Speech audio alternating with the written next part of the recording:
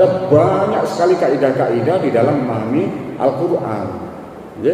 Termasuk adalah ilmu nahwu sorof, ya. Kemudian ilmu batik, bayan ma'ani, gitu.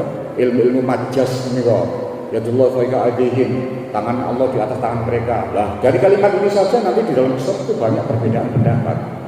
Ada juga namanya kaum Jabariyah memaknai lain, kaum Qadariyah memaknai lain, kaum Syiah memaknai lain. Jadi seakan-akan seperti kaum Salafi Wahabi memaknai lain, bahwa Allah itu memang bentuk fisik, punya tangan.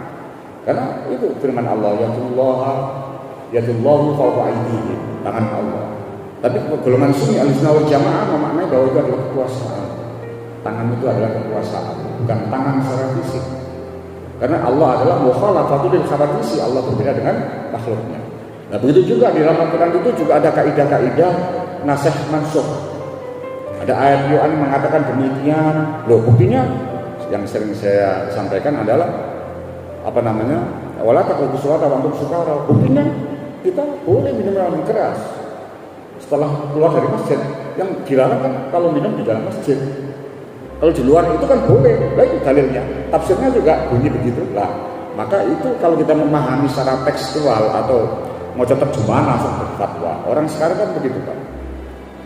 Mau terjemahan langsung berfatwa. Kayak kalau kita lihat di YouTube itu Suki Nur Harja. Innallaha al-ulama'u yakhshalu min ibadil ulama, sesungguhnya yang takut itu adalah gunung takut, kodok takut. Jadi kodok itu ulama kan, boten tafsirannya akhirnya. Suki Nur Harja kalau kita lihat lah itu orang sekarang. Maka kaidah memaknai Al-Quran itu tidak mudah sebenarnya. Harus paham betul tentang nasikh mansukh, ilmu alat yang digunakan, kemudian ilmu riwayat hadis, ilmu riwayat hadis. Makanya kalau saya itu ustaz pengiai, yang saya baca itu adalah kitab Tafsir Ibnu Katsir.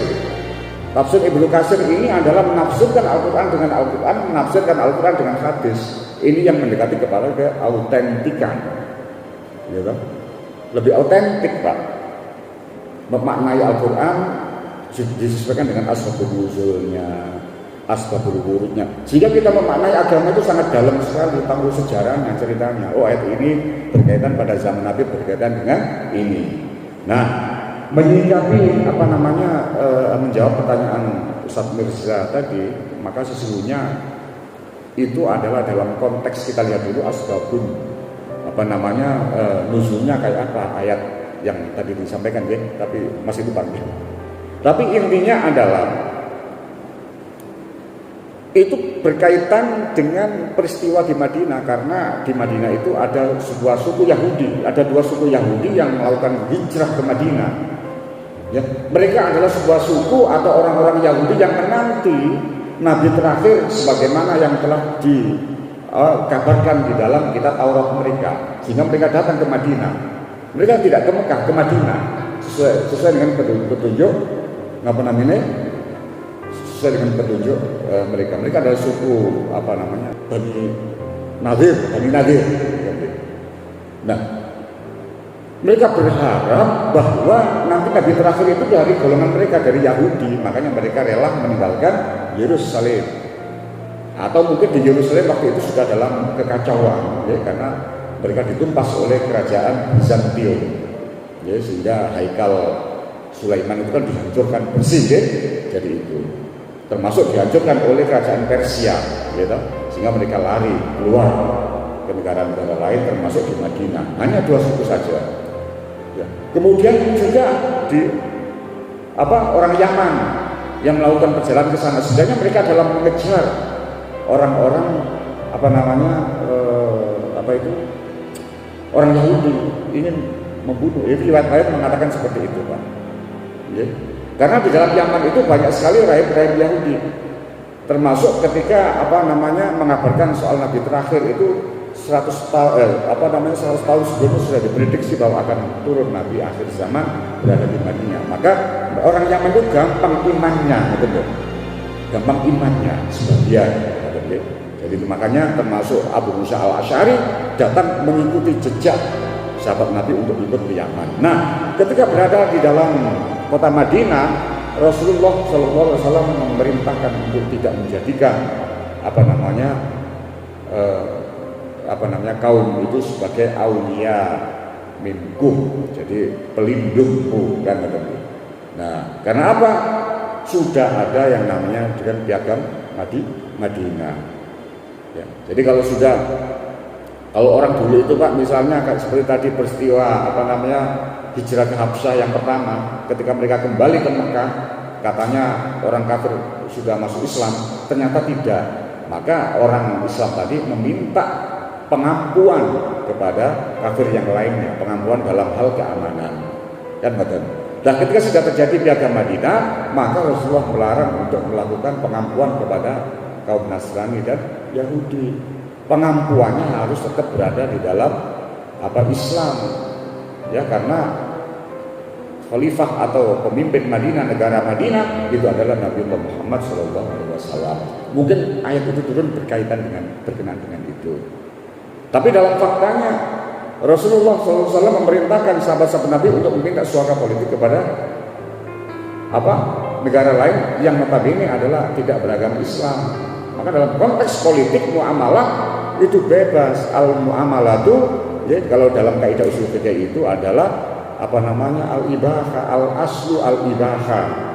Jadi perkara pokoknya itu adalah boleh-boleh saja, tidak ada hatta ya dulu ala dalil tahrimiha, sebelum adanya dalil yang mengharamkannya.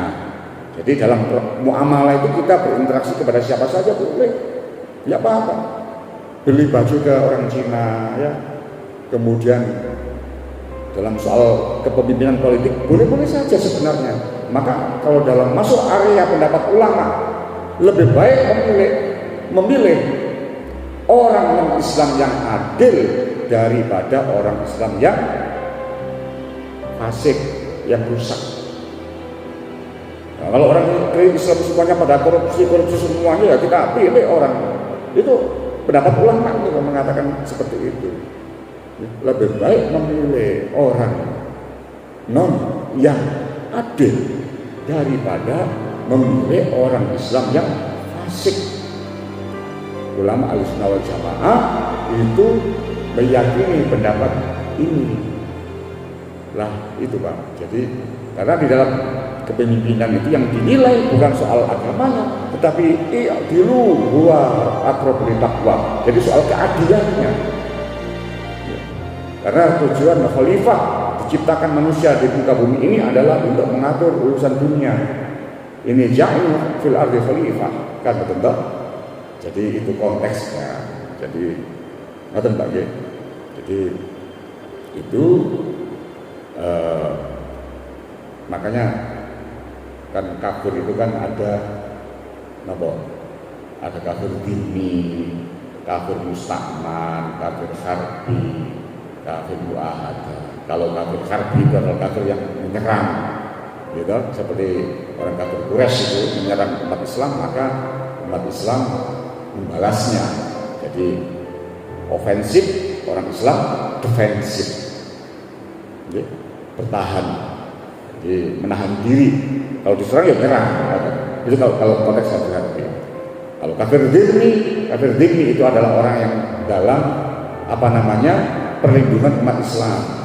Contohnya misalnya Arab Saudi penduduknya ada yang agama non Islam, maka itu ada yang kafir dhimmi. Lah terhadap kafir dhimmi ini barang siapa yang menyakiti mereka, maka sama saja dengan menyakiti itu.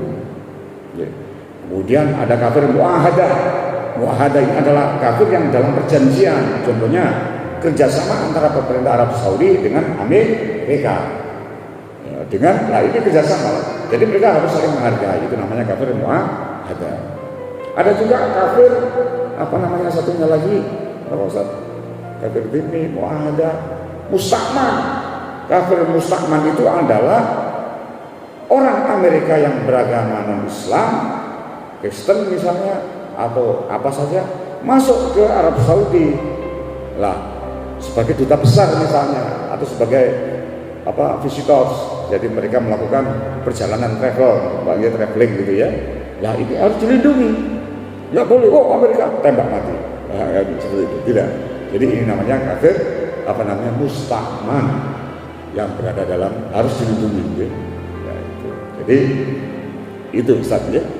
Jadi mudah-mudahan pengajian kita ini barokah untuk kita sebagai wawasan supaya kita memiliki akidah, keyakinan, sikap yang moderat, yang tasamuh, ya, yang tawassut, ya, sehingga hidup kita betul-betul dapat berdampingan dengan